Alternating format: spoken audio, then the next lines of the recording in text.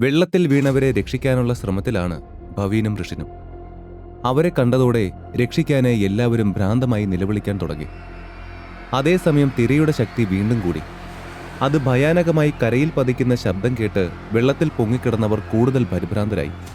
അവരെല്ലാം ആദ്യം കയറാൻ ബഹളം വെച്ചു. നിങ്ങൾ ആദ്യം വഴക്ക് നിർത്ത്. ഇങ്ങോട്ട് കയറാൻ നിങ്ങൾ പരസ്പരം സഹായിച്ചാൽ എല്ലാവർക്കും ഈസിയായി മുകളിലേക്ക് എത്താം. ആദ്യം സ്ത്രീകൾ കയറട്ടെ. ഋഷി ഉറക്കെ പറഞ്ഞു. ഗൗരി, നീ എന്താ നോക്കി നിൽക്കുന്നത്? കേറി വാ.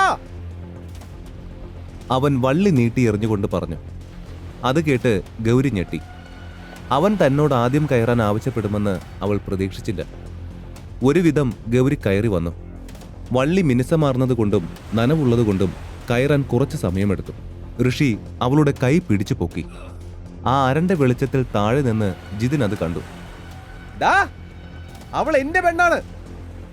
അവൻ ദേഷ്യത്തോടെ അലറി. നീ എന്താ പൊട്ടനാണോ? അപകടത്തിൽപ്പെട്ടവരെ പിന്നെ നിന്നെ പോലെ കൈവിട്ട് കളയണോ? ശരി, നിന്റെ കൈ ഞാൻ പിടിക്കുന്നില്ല. നീ പറഞ്ഞതുപോലെ ഞാൻ ചെയ്യാം. ഋഷി പുഞ്ചിരിയോടെ മറുപടി പറഞ്ഞു.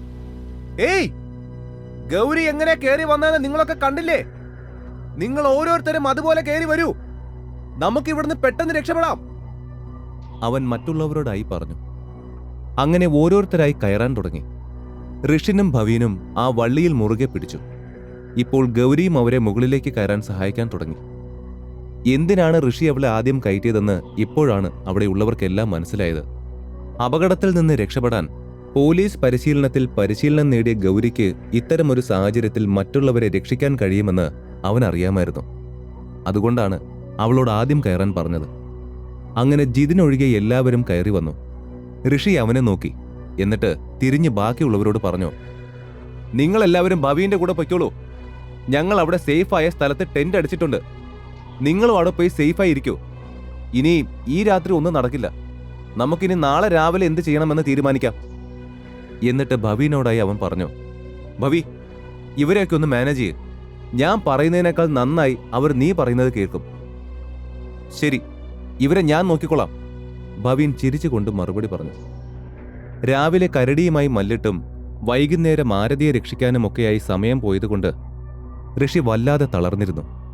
അവൻ അവിടെ ഒരു കല്ലിലിരുന്നു. എന്താ ഋഷി, നിനക്ക് കുഴപ്പമൊന്നുമില്ലല്ലോ? അവൻ അങ്ങനെ ഇരിക്കുന്നത് കണ്ട് ഗൗരി ആശങ്കയോടെ ചോദിച്ചു.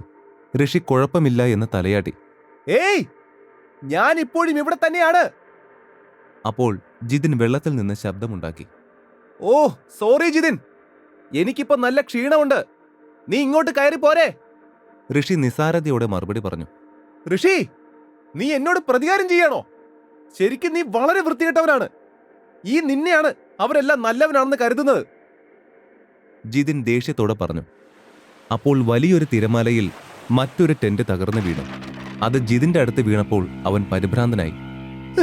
ഋഷി, പ്ലീസ് എന്നെ രക്ഷിക്കൂ. എനിക്ക് വെള്ളം ഭയങ്കര പേടിയാണ്. എനിക്കിങ്ങനെ മരിക്കണ്ട. പ്ലീസ് എന്നെ രക്ഷിക്കൂ. ജിതിൻ അവനോട് കേഴാൻ തുടങ്ങി. ഋഷി, ജിതിൻ ചെയ്തെല്ലാം തെറ്റാണ്. പക്ഷെ പ്ലീസ് ഇപ്പൊ അവനെ രക്ഷിക്കൂ. ഗൗരിയും അവനോട് അപേക്ഷിക്കുന്ന സ്വരത്തിൽ ചോദിച്ചു. നീ ഇന്ന് രാവിലെ ചെയ്ത് നിനക്ക് ഓർമ്മയുണ്ടോ ജിതിൻ? അവൻ ചോദിച്ചു. ഞാൻ ഒന്നും ചെയ്തില്ല. ജിതിൻ തിടുക്കത്തിൽ മറുപടി പറഞ്ഞു. ഓഹോ, അങ്ങനെയാണോ? എനിക്ക് നിന്നെ തൽക്കാലം രക്ഷിക്കാൻ തോന്നുന്നില്ല. ഋഷി കുറച്ച് പിറകിലേക്ക് മാറി നിന്നു. ഋഷി, പ്ലീസ്, നീ എന്തിനാ എന്നോട് ഇങ്ങനെ ചെയ്യുന്നേ? പ്ലീസ് എന്നെ ഇതിൽ നിന്ന് എങ്ങനെയെങ്കിലും ഒന്ന് രക്ഷിക്ക്. ഇതിലും കൂടുതൽ ഞാൻ എങ്ങനെ നിന്നോട് യാചിക്കും? ജിതിൻ കരയാൻ തുടങ്ങി. തന്റെ കാലിനടിയിൽ എന്തോ ഇഴയുന്നുണ്ടെന്ന് അവന് തോന്നി. ഒരുപക്ഷെ അത് പാമ്പായിരിക്കുമോ എന്നവൻ ഭയപ്പെട്ടു. ശരി, രക്ഷപ്പെട്ടിട്ട് നീ ശരിക്കും എവിടേക്കാ പോകുന്നത്? ഞങ്ങൾ ടെന്റ് കെട്ടിയ സ്ഥലത്തേക്ക് നമുക്ക് കാട്ടിലൂടെ പോണം. അവിടെയെല്ലാം കരടികളുണ്ടാവും. അപ്പൊ എന്തു ചെയ്യും? ഋഷി കഥ പറയും പോലെ പറഞ്ഞു. ജിതിൻ അവൻ എന്താണ് പറഞ്ഞു വരുന്നതെന്ന് മനസ്സിലായി. സോറി, കരടിയെ അഭിനയിക്കാൻ ഞാൻ ആളെ ഏർപ്പാടാക്കിയിരുന്നു. എന്നോട് ക്ഷമിക്കണം. ജിതിൻ ഒരു വിധത്തിൽ സത്യം സമ്മതിച്ചു. ഗൗരി ഞെട്ടി അവനെ നോക്കി. രണ്ടാമത്തെ കരടിയുടെ അടുത്തു നിന്ന് അവൻ ഓടിപ്പോയപ്പോൾ ജിതിൻ പറഞ്ഞത് അവൾ ഓർത്തു. അപ്പോൾ അവൻ പറഞ്ഞത് അവൾ ശ്രദ്ധിച്ചില്ല. കൂടാതെ അവൻ ഭയത്തിൽ എന്തോ പെട്ടെന്ന് പറഞ്ഞതായിട്ടാണ് അവൾ കരുതിയത്. ഇപ്പോഴാണ് അവൾക്ക് കാര്യം ശരിക്കും മനസ്സിലായത്. ഇനിയും അവനെ രക്ഷിക്കണോ? ഋഷി ഗൗരിയോട് ചോദിച്ചു. ഋഷിന്റെ ചോദ്യത്തിന് നേരിട്ടുത്തരം പറയാതെ അവൾ പതിയെ അതേ എന്ന അർത്ഥത്തിൽ തലകുലുക്കി. പിന്നെ പതിയെ തിരിഞ്ഞു നടന്നു. എടാ ജിതിനെ, നിനക്കിന്ന് ഭാഗ്യമുണ്ടെന്ന് തോന്നുന്നു എന്ന് പറഞ്ഞ് ഋഷി വള്ളി ജിതിന് നേരെ എറിഞ്ഞു കൊടുത്തു. അവൻ പെട്ടെന്ന് തന്നെ അതിൽ പിടിച്ച് എങ്ങനെയൊക്കെയോ കയറി കഴിഞ്ഞപ്പോൾ ഗൗരി അവിടെ നിന്നും വേഗത്തിൽ നടന്നു പോകുന്നത് അവൻ കണ്ടു. ഗൗരി, ഒരു മിനിറ്റ്, ഞാൻ പറയുന്നൊന്ന് കേൾക്ക്. ഋഷിനോട് ഒരു നന്ദി പോലും പറയാതെ ജിതിൻ അവളുടെ പിറകെ ഓടി. അടിപൊളി. എന്റെ ദൈവമേ, ഇവൻ ഈ ജന്മം നന്നാവാൻ പോകുന്നില്ല. മഴ ഇപ്പോഴൊന്നും നിൽക്കുന്ന ലക്ഷണമില്ല. സ്ത്രീകളെല്ലാവരും 2 ടെന്റുകളിൽ പോയി അഡ്ജസ്റ്റ് ചെയ്തോളൂ. നാളെ രാവിലെ നമുക്ക് ഇവിടുന്ന് പോകാം എന്നെല്ലാവരോടുമായി പറഞ്ഞ് ഋഷി ഭവീന്റെ ചെവിയിൽ എന്തോ പറഞ്ഞു. എന്നിട്ട് വീണ്ടും അവിടെ നിന്നും ഇറങ്ങി. ഇനിയും അവിടെ ഇരുന്ന് ഒന്നും ആസ്വദിക്കാൻ ആർക്കും താല്പര്യമില്ലാത്തതിനാൽ രാവിലെ തന്നെ ജിതിൻ സിഗ്നൽ കിട്ടുന്ന സ്ഥലത്തേക്ക് പോയി.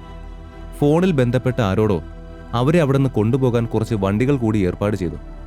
സന്തോഷത്തോടെ സംഘടിപ്പിച്ച ഈ യാത്ര ഇങ്ങനെ അവസാനിക്കുമെന്ന് അവൻ ഒട്ടും പ്രതീക്ഷിച്ചിരുന്നില്ല. അതിന്റെ എല്ലാ നിരാശയും അവനുണ്ടായിരുന്നു. വണ്ടികൾ വന്നപ്പോൾ ഋഷി, ശ്രീലക്ഷ്മി, ഭവീൻ, ആരതി, പ്രയാഗ, ഗൗരി, ജിതിൻ, സിദ്ധാർത്ഥ തുടങ്ങി കുറച്ചു പേർ ഒരു ചെറിയ ട്രാവലറിൽ കയറി. കുറച്ചു ദൂരം മുന്നോട്ട് പോയ ശേഷം ഭവീൻ പിൻസീറ്റിലിരുന്ന ഋഷിന് നേരെ തിരിഞ്ഞു ചോദിച്ചു. ഋഷി, സത്യം പറ, നീ എങ്ങനെയാ എല്ലാം മുൻകൂട്ടി ഊഹിക്കുന്നത്? അതും നിന്റെ ഊഹങ്ങളെല്ലാം ശരിയാണ്, ഒന്നുപോലും തെറ്റാറില്ല. നീ ചെയ്യുന്നതെല്ലാം കാണുമ്പോൾ എനിക്കിപ്പോഴും അത്ഭുതം തോന്നുന്നു. പൂർണ്ണമായും സുഖം പ്രാപിച്ച ആരതിയും അവനെ കൗതുകത്തോടെ നോക്കി. നീ വിചാരിക്കുന്ന പോലെ ഇതിന് വലിയ ബിൽഡപ്പ് കൊടുക്കേണ്ട കാര്യമൊന്നുമില്ല. എനിക്ക് പണ്ടേ ഇത്തരം കാര്യങ്ങളിൽ ചെറിയ താല്പര്യമുണ്ട്. അതുകൊണ്ട് തന്നെ ഇതുമായി ബന്ധപ്പെട്ട എല്ലാ പുസ്തകങ്ങളും ഞാൻ തിരഞ്ഞു പിടിച്ച് വായിക്കുന്നു. അങ്ങനെയാണ് ഞാൻ ഈ കാര്യങ്ങൾ അറിയുന്നത്. ഋഷി പുഞ്ചിരിയോടെ പറഞ്ഞു. ഋഷിയുടെ അടുത്തിരുന്ന ശ്രീലക്ഷ്മി അവൻ അഭിമാനത്തോടെ നോക്കി. ഋഷി അവളെ വളരെ കുറച്ച് ദിവസങ്ങളായി സന്തോഷത്തോടെ കൊണ്ടു നടക്കുന്നുണ്ട്.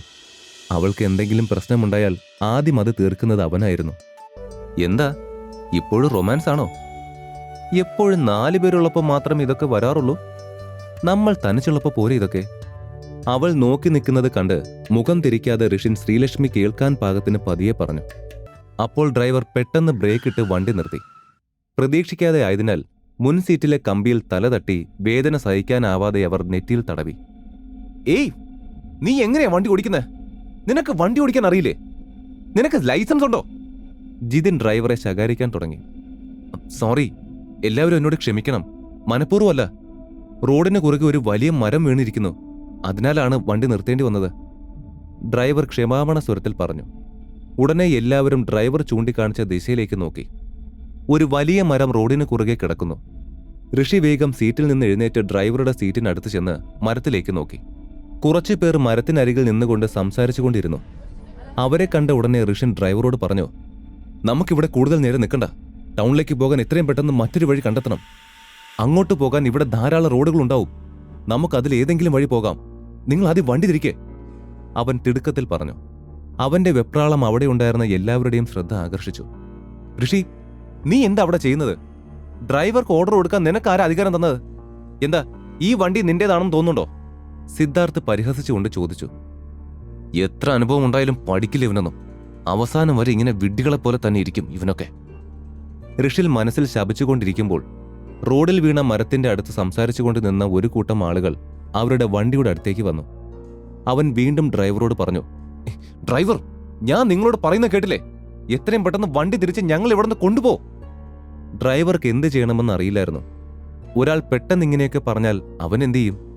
ഡ്രൈവർ, ഡോർ തുറക്ക്, അവർ അകത്തേക്ക് വരട്ടെ. ഈ കഥ തുടർന്ന് കേൾക്കുന്നതിനായി ഇപ്പോൾ തന്നെ പോക്കറ്റ് FM ആപ്പ് ഇൻസ്റ്റാൾ ചെയ്യൂ. Link in description.